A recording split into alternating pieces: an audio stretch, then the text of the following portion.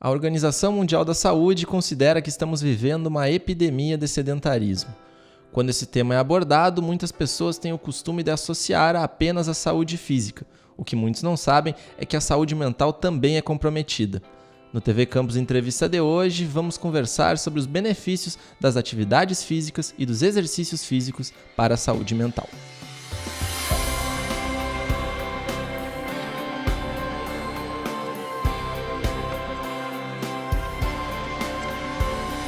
Eu sou Antônio Oliveira, estudante de jornalismo na Universidade Federal de Santa Maria e me acompanha na técnica o colega Rafael Salles. Hoje recebo o professor Felipe Schuch, que é docente do Centro de Educação Física e Desportos da UFSM e é um dos pesquisadores mais influentes no mundo no que diz respeito a estudos relacionados à saúde mental e à prática de exercício físico.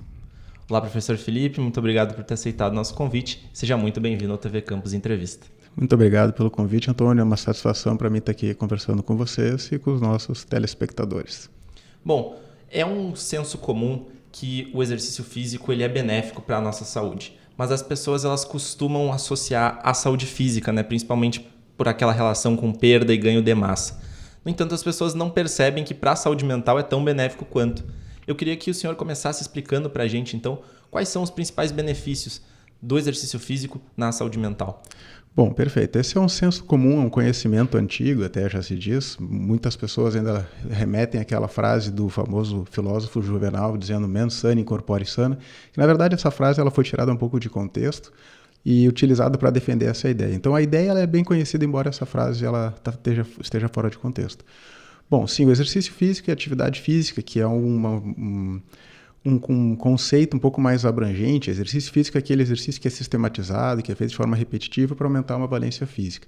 Ele é benéfico e a atividade física ela é um pouco menos estruturada e ela também é benéfica. Então, a atividade física é qualquer movimento que a gente faz. A gente sabe que qualquer movimento que a gente faz, em algumas determinadas doses, alguma certa quantidade, pode trazer alguns benefícios. Por exemplo, os mais conhecidos e o que a gente vem mais trabalhando na área é mostrar o quanto a atividade física, ou seja, quantas pessoas se movimentam ao longo do dia, consegue diminuir o risco dela vir a desenvolver algumas doenças, alguns transtornos mentais, que é uma classificação adequada.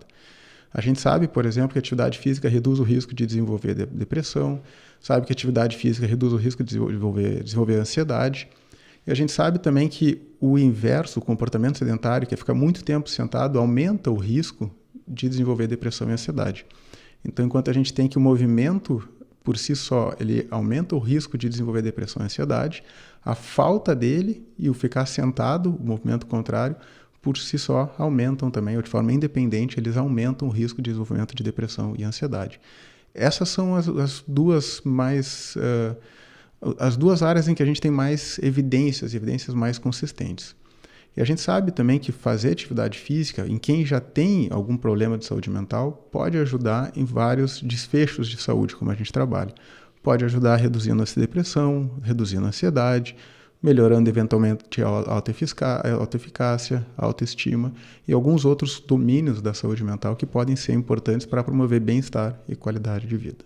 Professor, então você pontuou aqui algumas doenças. Tem um estudo da OMS que aponta que até 2030 cerca de 500 milhões de pessoas vão ter o que eles chamam de doenças não transmissíveis, diabetes, doenças cardiovasculares, entre outros casos.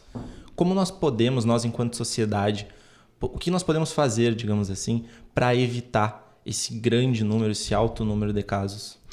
Bom, doenças não transmissíveis é um grande grupo de doenças e é um grande grupo de doenças multifatoriais, ou seja, tem várias doenças e algumas delas são causadas por vários fatores. A gente tem a atividade física como sendo um fator protetor para várias dessas doenças crônicas não transmissíveis, por exemplo, diabetes, hipertensão, tem a própria obesidade em si, quando tratada com diagnóstico, também está associada à atividade física. E quando se refere à saúde mental, a gente tem que a atividade física está associada, então, ao risco de desenvolvimento de ansiedade e depressão muito mais consistentemente. Globalmente, o que a gente poderia fazer é tentar promover, primeiro, a redução do tempo gasto em comportamento sedentário. E a gente tem visto que só as pessoas ficando menos sentadas, mesmo não fazendo exercício, que é aquele exercício estruturado, aquele exercício intenso, mesmo não fazendo isso, só quebrando o tempo de comportamento sedentário, já reduziria o risco de várias dessas doenças, e se isso se aplica também aos transtornos mentais. E se, além disso, as pessoas se movimentassem um pouco mais, a gente tem evidências fortes que a gente conseguiria reduzir ainda mais a prevalência em nível populacional. Isso que a gente quer dizer que atividade física e exercício físico eles não são milagre e solução para todas as doenças, não é isso. Mas eles são fatores de risco importantes, que se todas as pessoas na população aumentassem seu nível de atividade física, muitas delas, não todas, muitas delas deixariam de ter aquele desfecho, porque ele é um fator de risco. Então essas doenças elas são causadas por várias coisas, vários fatores, e quando a gente elimina um dos fatores de risco, na população a gente espera que essa prevalência diminua. E ao contrário do que as pessoas pensam, de que tem que fazer muita atividade física para ter benefício em termos de proteção, né, de prevenção de prevenir as pessoas desenvolverem desfechos. Uma revisão bem recente nossa, publicada no passado, mostrou que fazendo a metade do que a OMS recomenda de atividade física, 75 minutos de atividade física moderada ou vigorosa por semana, já está associado com uma redução no risco de desenvolvimento de depressão em 18%. Isso significa que não precisa fazer 3 vezes por semana 50 minutos ou 5 vezes 30 minutos para a saúde mental. Para a saúde mental, a metade disso já é suficiente. Então, lá fazer 3 vezes por semana 25 minutos, por exemplo, já seria para depressão especificamente suficiente. Professor, então tu citou a questão do tempo, né, os 75 minutos. O tempo ele é utilizado por muitos como a principal desculpa para não praticar tanto atividade física quanto exercício físico, né? As pessoas gostam de usar a expressão eu não tenho tempo. Como nós podemos então estimular essas pessoas? Né, você trouxe aqui um número que não é grande, não é uma minutagem muito longa. Como a gente pode conscientizar as pessoas e mostrar para elas que essa questão da atividade física não está tão distante? Perfeito. Então, a gente conseguiu ver, por exemplo, que 75 minutos por semana já são benéficos. Isso facilita muito, porque muitas vezes as pessoas têm aquela crença de que, olha, se a recomendação é 150 e eu não atinjo 150, né, eu não vou ter benefício. Então, isso previne que muita gente acabe buscando essa desculpa ou esse pretexto, não necessariamente uma desculpa, mas um argumento para não fazer nada. Então, essa mensagem em termos de saúde pública é muito importante, porque tu diz, olha, tu não precisa fazer tanto, fazendo alguma coisa já tem benefício. Isso já ajuda. Bom, como motivar as pessoas? Essa é uma pergunta constante e é um grande ponto de interrogação em termos populacionais. No nível individual, o que a gente diz? Que a melhor atividade física é aquela que é feita. E a melhor atividade física que é feita é geralmente a atividade física na qual a pessoa ela tem mais valor, sente mais benefícios e se sente melhor fazendo. Por exemplo, qual seria a melhor atividade física para alguém reduzir, para ter benefício de saúde mental, reduzir os níveis de depressão e ansiedade, por exemplo? Seria aquela atividade na qual a pessoa se identifica como sentindo algum prazer, ou se identificando com ela, ou aquela que ela percebe mais benefício. Então, a melhor atividade física, quando me perguntam, eu sempre devolvo a pergunta, olha, qual é aquela atividade física que tu mais gosta ou que tu mais percebe que tu te sente bem fazendo ou aquela que tu te identifica mais? Essa é a melhor atividade física para as pessoas, em nível populacional, quando se fala em saúde mental. Lembra sempre que, qual é a melhor atividade física? Se é para aumentar a força muscular, é musculação, tem que fazer carga. Se é para aumentar a velocidade de corrida, tem que correr. Mas quando o assunto é benefício em saúde mental, a melhor atividade física é aquela que a pessoa faz, que é geralmente aquela que ela mais valoriza e se sente melhor fazendo. Até pegando um gancho nessa sua questão da musculação, das atividades, eu vejo pelo menos muito mais das pessoas da musculação o uso da frase, né, no pain, no gain, que traduzido para o português é o sem dor, sem ganho. Basicamente dando a entender que para obter resultado tem que sofrer, tem que sentir dor. Até que ponto essa frase está correta e até que ponto ela não distancia, digamos assim, as pessoas das práticas, tanto de atividade quanto de exercício físico? Essa é uma excelente pergunta e eu agradeço muito por ter tocado nesse assunto. O no pain, no gain, em termos de saúde pública, é a pior mensagem possível que já foi criada na área. Quando a gente fala de performance para atleta de alto nível, essa é uma verdade. No pain, no gain. O atleta profissional, ele quer desempenho, ele vai ter um sofrimento associado àquela prática, ele tendo até o limite, extrapolando o limite. Mas, quando a gente fala em saúde mental e quando a gente fala de promoção de atividade física na população, essa frase é um desastre, porque a atividade física ela não precisa causar dor, ela não precisa causar desconforto para que se tenha benefício. Como agora eu dei um exemplo, por exemplo, de 75 minutos de atividade física por semana já está associado com benefício. Tu não precisa fazer isso sofrendo. Muito antes, pelo contrário. A gente tem visto, tem até um trabalho de um colega meu da Suíça que é muito interessante, o título do artigo é No Fun, No Gain. Que a ideia de que a atividade física, para que ela seja benéfica para a saúde mental, ela tem que ter aquele senso da pessoa dizer, eu estou fazendo isso porque eu gosto, porque eu decidi fazer, porque eu me sinto bem, é aquele momento que eu, né, me desligo, que eu relaxo, que eu aproveito. Quando ela é feita nesse sentido, ela tem mais benefícios. A gente tem visto, por exemplo, que a atividade física, quando ela é feita por lazer também, ela tem muito mais benefícios para a saúde mental do que aquela atividade física que é feita no trabalho. Isso porque a atividade física que é feita no lazer, geralmente ela envolve mais autonomia, competência e senso de pertencimento, que são 3 necessidades psicológicas básicas que fazem com que a gente se sinta um pouco melhor. Então, quando a atividade física preenche essas 3 necessidades psicológicas básicas, a chance do benefício dela para a saúde mental ser maior aumenta. Bom, professor, então, agora trazendo um pouco mais para a sua trajetória, né, sua carreira. Eu citei ali na abertura que atualmente você é uma das pessoas mais citadas, mais influentes nessa área, né, da saúde mental com a atividade física. Né, foi citado em publicações do Washington Post recentemente, do British Journal of Sports Medicine, né, que é um periódico muito importante na área da medicina. De onde veio essa motivação para pesquisar sobre a área e como é ter esse reconhecimento mundial? Bom, interessante. A minha motivação para estudar essa área ela veio por fatores pessoais. Eu, quando estava na graduação, tive um episódio depressivo. Foi bem na época, coincidiu temporalmente com outras coisas também, mas com o momento que eu parei de fazer atividade física. E logo que eu comecei meu tratamento, o psiquiatra perguntou, olha, o que tu gostava de fazer? Que era parte da tua rotina e tu deixou de fazer nesses últimos tempos? E a musculação, na época, foi uma delas. A partir dali, eu voltei para a musculação e foi uma das coisas que me ajudou muito naquele momento e certamente foi um dos fatores que contribuiu, não digo que foi o único, não, mas foi um dos fatores que contribuiu para que eu tivesse aquele episódio. Então, a partir dali, eu procurei meu orientador da época, né, o Marcelo Fleck, lá do Hospital de Clínicas, e mandei um e-mail para ele dizendo, olha, eu sou o Felipe, estudante de Educação Física e tal, e queria entender um pouco mais dessa área, né? E o Marcelo é uma pessoa fantástica, assim.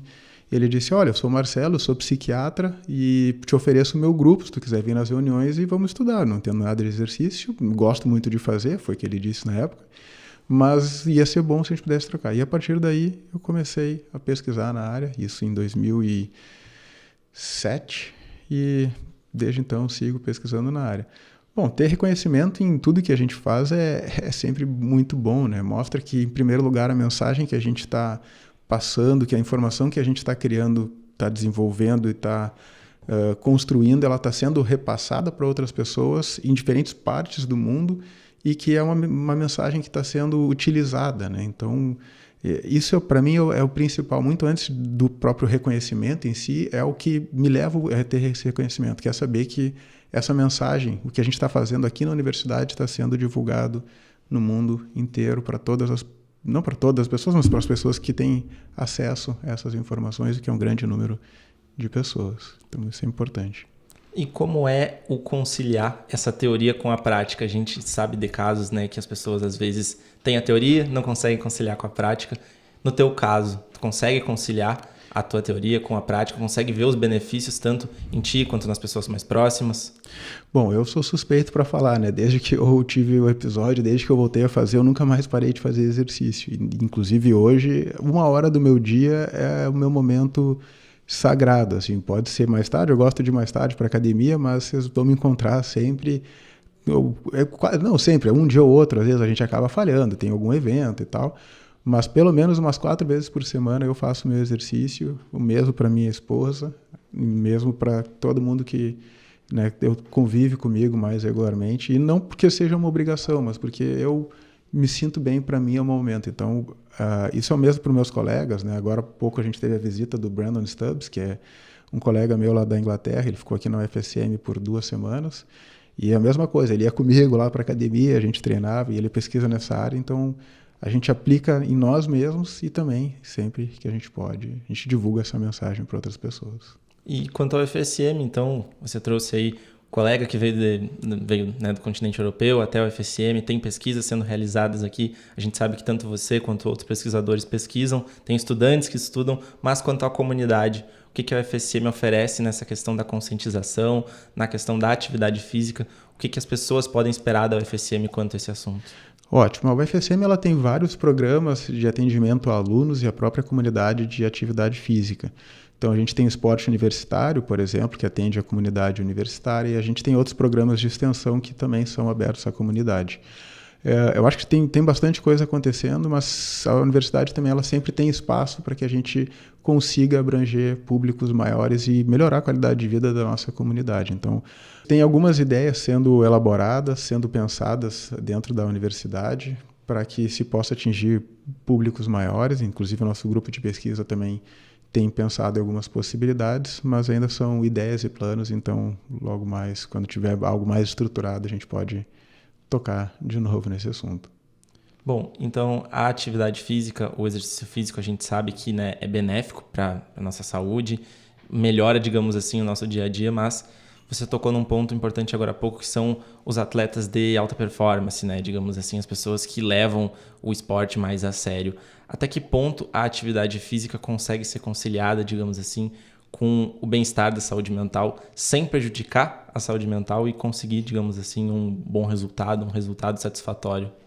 Bom, a atividade física e a área da psicologia do esporte, né, ela se relaciona com a saúde mental e ela estuda a saúde mental em diferentes níveis, né? O nível que eu mais trabalho é o nível de como a atividade física se relaciona com desfechos de saúde mental e quais são os fatores que predispõem ou que aumentam a chance da pessoa aderir ou não à atividade física. Essas são as minhas linhas principais de investigação. Mas a linha de psicologia do esporte, ela investiga também, tenta entender quais são as variáveis emocionais associadas ao desempenho esportivo. Então, aí, nessa área, é uma área bastante ampla, então tem desde fatores da personalidade que podem aumentar o risco ou aumentar a chance de alguém ter maior sucesso no esporte. Tem a área de determinantes sociais, de, por exemplo, como os aspectos ambientais e sociais que influenciam a vida do atleta vai influenciar o desempenho dele. E tem os fatores relacionais, intragrupos, por exemplo. Então, como é que um líder ele vai agir dentro do seu grupo e quais os papéis que os líderes têm e quais os perfis de líderes funcionam melhor para determinados tipos de equipe. Então, é uma área, de novo, bastante ampla e muitas vezes as pessoas pensam, a ansiedade, por exemplo, que é um fator emocional, será que ela está sempre associada com baixo desempenho? Na verdade, a ansiedade, por exemplo, ela é um sentimento que é natural e necessário do ser humano. Ter ansiedade, por si só, não é ruim. Ter ansiedade, muitas vezes, pode ser a força motora que nos leva a tomar alguma atitude ou a fazer a executar alguma ação. Então, claro que quando a ansiedade ela é muito grande ou ela persiste por muito tempo ou ela causa sofrimento, aí a ansiedade ela é problemática. Mas aquela ansiedade, por exemplo, pré-prova, ansiedade pré-jogo, aquela preocupação que tu tem nas semanas anteriores, muitas vezes faz com que tu te prepare melhor para aquele evento. Então, a ansiedade, por si só, é um dos fatores mais estudados na área de psicologia do esporte, na área de rendimento, e a gente tem visto essas relações, por exemplo. Então, que um nível de ansiedade, ele é protetor, mas muita ansiedade, ou quando ela persiste por muito tempo, ou quando ela causa grande sofrimento, ela vai estar associada a um pior desempenho. Então, esses são alguns dos nuances e são algumas das questões que a área de psicologia do esporte tenta entender e tenta investigar. Bom, professor, você poderia então atualizar o nosso público sobre os seus estudos mais atuais, o que você tem pesquisado, alguma descoberta, algo novo assim que possa compartilhar com o nosso público? Perfeito. Então, agora, nesse momento, quase toda a minha energia tem sido voltada para o projeto Unilife, que é um projeto que visa investigar o quanto diferentes domínios do estilo de vida, não só atividade física, mas também dieta, o sono, o uso de substâncias, manejo de estresse. Por exemplo, como todos esses domínios, eles estão associados com desfechos de saúde mental ao longo da vida acadêmica. Então, é um estudo que a gente chama de estudo longitudinal, que a gente está avaliando estudantes universitários de primeiro semestre, inclusive agora a gente está na fase de divulgação, então é uma excelente oportunidade, que a gente convida os estudantes a participar, isso é uma survey online no primeiro momento, e a gente vai reavaliar eles em 2 e 3 anos e meio após a primeira avaliação. Esse é um estudo que está sendo coordenado pela gente e vai acontecer em mais 60 universidades em 28 países no mundo. Então, é um estudo que está acontecendo já nesse momento, já tem mais de 2.000 estudantes participando desse estudo no Brasil, no Japão, no Chile, na Colômbia e na Austrália. E quem quiser participar, como que faz? Quem quiser participar, a gente tem enviado, como ele é restrito a estudantes da universidade, a gente tem enviado os links via e-mails, então a gente enviou via CPD para todos os alunos e a gente enviou os links também para as coordenações de curso, mas quem quiser também participar, a gente pode deixar um QR Code, talvez, para mostrar aqui no vídeo. Na descrição, a gente na pode descrição colocar do vídeo. alguma coisa. Isso, e quem quiser também pode procurar o meu e-mail e enviar um e-mail para filipe.schuch@ufsm.br que a gente manda o link para você sem problema nenhum. Bom, para a gente encerrar então, né, para o nosso público, eu queria que tu deixasse um recado para as pessoas que querem começar a praticar exercício físico, querem praticar atividade física, não sabem como, não sabem por onde começar. O que essas pessoas podem, digamos assim, fazer num primeiro momento? Perfeito. Então, tem algumas mensagens chaves que eu gosto de passar. A primeira coisa é a melhor atividade física que ela que é feita. Então, procurem atividade física que vocês se sintam mais interessados, que tenham as melhores memórias, que vocês se sintam melhor fazendo. Não precisa fazer muito intenso. Até porque outra mensagem que eu gosto de dizer é fazer alguma coisa é melhor do que não fazer nada. E fazer mais é melhor do que fazer alguma coisa. Mas começa fazendo alguma coisa. Começa uma vez por semana, indo de vez em quando, caminhando um pouquinho mais rápido. Não precisa ser uma corrida muito intensa. Começa fazendo alguma coisa. Depois vai fazendo mais assim que for evoluindo e se sentindo mais confortável. Essas são algumas mensagens que eu gosto de passar, que são bem genéricas, mas elas acabam ajudando a quem está pensando em começar, quais seriam os primeiros passos. E a recomendação de tempo é essa, 75 minutos, ou tem alguma outra questão? A recomendação de tempo é comecem fazendo aquilo que vocês conseguem fazer. Mirem os 75 como uma meta, como uma aspiração. Não que tenha que cumprir obrigatoriamente, principalmente no começo. Para quem não está fazendo nada, 75 minutos ainda assim pode acabar sendo bastante coisa. Então comece que seja fazendo 10, comece que seja fazendo 15, já é melhor que alguma coisa.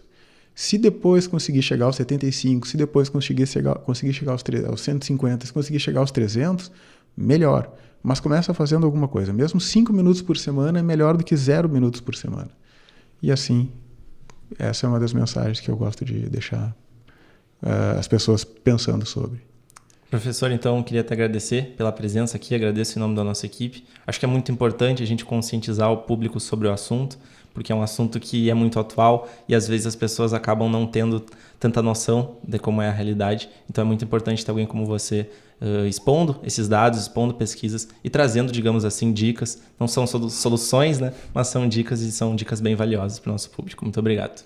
Eu que agradeço a oportunidade, muito obrigado e até logo. Este foi mais um TV Campus Entrevista. Hoje conversamos com o professor Filipe Schuch, que comentou sobre os benefícios da atividade física na saúde mental. Toda segunda tem episódio novo no YouTube da TV e no canal 15 da NET Santa Maria. Você também pode conferir a nossa versão em podcast no seu tocador de áudio favorito ou na programação das rádios da UFSM. Obrigado e até mais.